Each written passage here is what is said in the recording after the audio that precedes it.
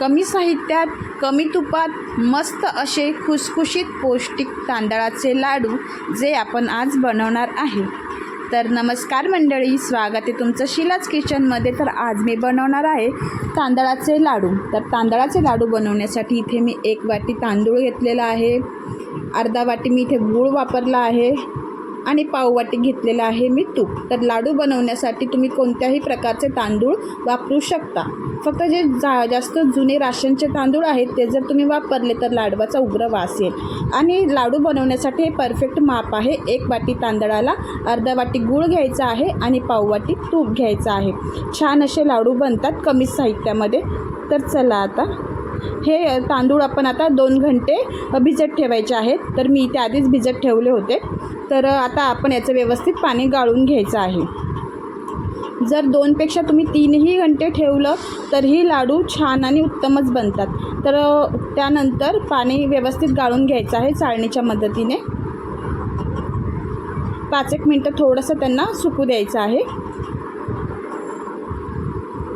तर पाणी आपलं तांदळातलं व्यवस्थित नितरलं आहे। तर आता गॅसची फ्लेम बारीक करायची आहे आणि त्याच्यावर मस्त आपल्याला तांदूळ आपले लालसर भाजून घ्यायचे आहेत। गॅसची फ्लेम बारीकच ठेवायची। जर तुम्ही मोठी केली तर तुमचे तांदूळ हे जळून जातील। तर ह्या लाडूमध्ये हीच एक प्रोसेस जी आहे ती खूप जास्त कंटाळवाणी आहे, कारण ह्या प्रोसेसला अर्धा-1 घंटा तरी लागतोच। कारण बारीक गॅसवरती आपल्याला हे तांदूळ छान असे भाजून घ्यायचे आहेत। तर इकडे मी तांदूळ माझे भाजून घेते।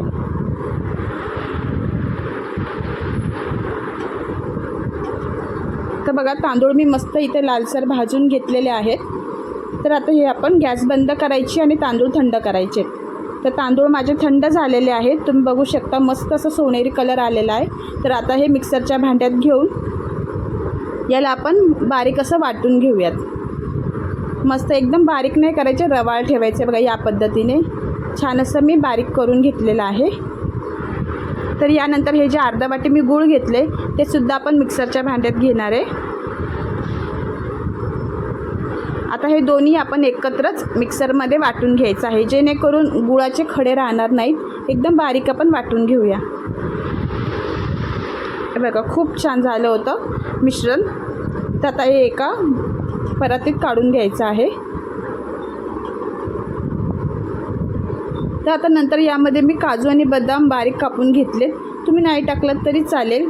तूप थोडंसं मी गरम करून घेतलं आहे, अगदीच जास्त नाही उकळवले, थोडीशी वाफ लावली। आता सर्व एकत्र करायचं आहे आणि मस्त याचे लाडू आपल्याला बांधून घ्यायचे आहेत। जर लाडू बांधायला जमत नसेल तर थोडंसं दूध शिंपडायचं आहे किंवा पाणी शिंपडायचं आहे, मस्त लाडू होतात।